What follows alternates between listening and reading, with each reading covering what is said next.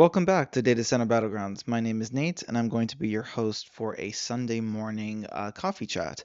I was going through our videos like over the past 2 weeks since we've been like active on YouTube, and one of our videos has just crossed the 100 view threshold, which is like pretty awesome. So thank you for that. I appreciate it.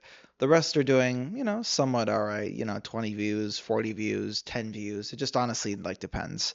So, but anyway, today we're going to be talking about really quickly why tech companies are so eager to enter the carbon removal collective, or at least like embrace carbon removal. So, for those of you who don't know, carbon removal is a popular trend where a lot of tech companies are buying up credits or investing in funds where basically carbon removal or carbon dioxide removal, CDR for short, it's basically when you capture like legacy carbon dioxide that's been emitted by industry directly like from the atmosphere and locking it pretty much like underground and like away.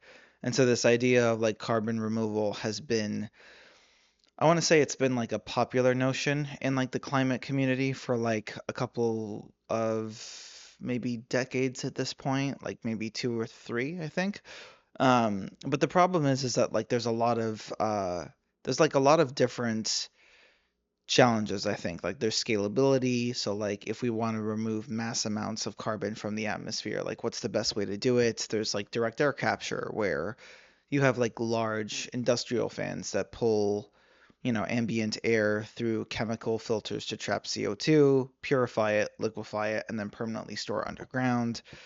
I remember a couple years ago, I was applying for a job with a climate tech startup, you could call it, that was focused on like an ocean-based version of that, where they would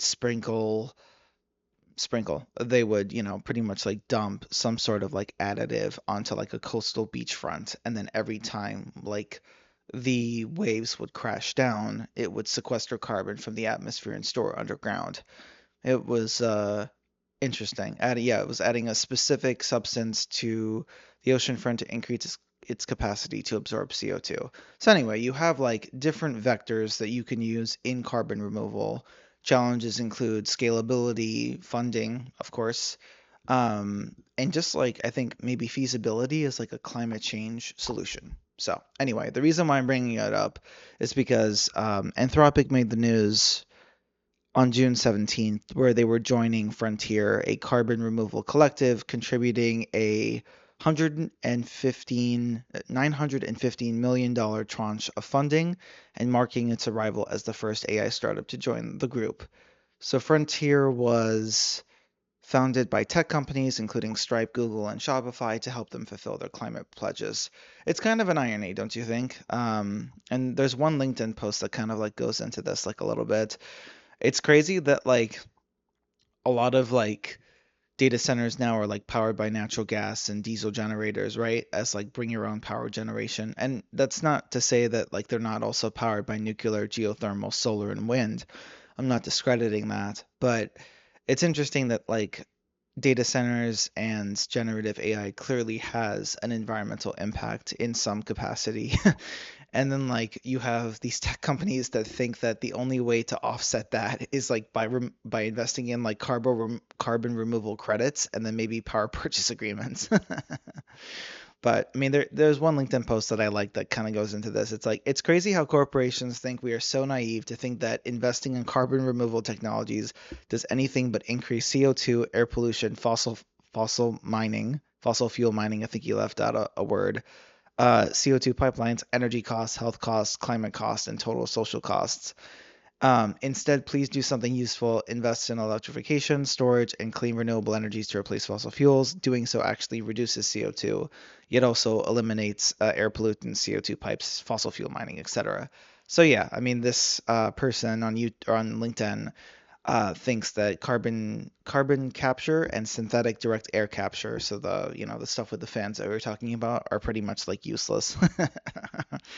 So I don't know. I mean, I'm kind of bullish on like carbon removal tech. I don't know enough about it to like, I'm not a VC climate tech analyst, so like I can't tell you if like the trends, if it's like, feasible, if it's like if it's worth going all in, like that type of thing. I know it's been growing in popularity over the past like couple of years, like I said before, but as like a viable solution, I think in tandem with other things, sure, like public policy, you know, 3x the investment in renewable energy, solar, wind, whatever, um, reducing, reliance on fossil fuels, electrification with EVs, all that stuff. Yeah, maybe, but on its own, most definitely not. So, but I think like the post also like doesn't really like it almost implies that they're not doing that. Like please do invest in like, storage and clean power, all that stuff. Like they are doing that. I mean, I was reading in Virginia that like data center companies I think are some of the largest purchasers of power purchase agreements for solar at least. So, and they are doing like a lot, as much as I hate to admit this, like the sustainability work in an era where this federal government in the US domestically does not like anything climate and environment and is actually ironically spending billions, I think, in like fighting offshore wind projects and solar projects and stuff like that. um, they are, they are leading a lot of the sustainability work that is happening with, for example, water replenishment projects and investing in energy efficient, server racks, that type of thing. So you have to give them some degree of credit because, like, without them, we'd be, I think, like maybe doubly, like, in trouble, I think, for trying to classify the environmental impacts. So, that's my take. I don't know. A lot of people will disagree with me and they'll say, like, no, they're the villain. They shouldn't be, they shouldn't be in this thing at all. No one's asking for data centers. No one's asking for AI. I'm like, yeah, I know. I know. It's part of the problem with the whole thing, I think, is that like it feels like it's being shoved down our throat and then all of a sudden it just came out of nowhere. And like on LinkedIn you read that like you have to embrace AI otherwise you fall behind in your career and companies are looking to hire people with AI skills like and that's going to grow like over time. So, anyway, that's just kind of like the news for the day, I suppose. And fun fact, Frontier backed a ton of carbon removal techniques, including DAC, enhanced rock weathering, bio oil, ocean antacids, and bioenergy with carbon removal and sequestration. So, according to that same article, also the UN IPCC, UN Intergovernmental Panel on Climate Change, said that carbon dioxide removal technology will be necessary if the world is to reach a net zero emission somehow. But few companies or consumers are interested in footing the bill. Yeah. I'm wondering if they're hiring because I don't know. I mean, I was kind of looking at some roles recently about like, oh, well, if you have all this like money going into the Frontier Carbon Collective, who knows? Maybe they need like an energy policy analyst or something like that, which could be like pretty cool. But I'm on their website right now, and like it looks like yeah, Stripe, Google, Shopify, Anthropic, Salesforce, Autodesk, Workday, McKinsey Sustainability, J.P. Morgan, and Chase and H&M. So heck, even if it is like a full-on scam, like at least you can get a job potentially. Oh wait, oh they don't even have a jobs website. That sucks. Well, there goes that plan. But anyway, um, that's the coffee chat for today. Here's the coffee mug to show y'all. Like, share, and subscribe to the video if you found this interesting. I will link the Anthropic article with Frontier down below.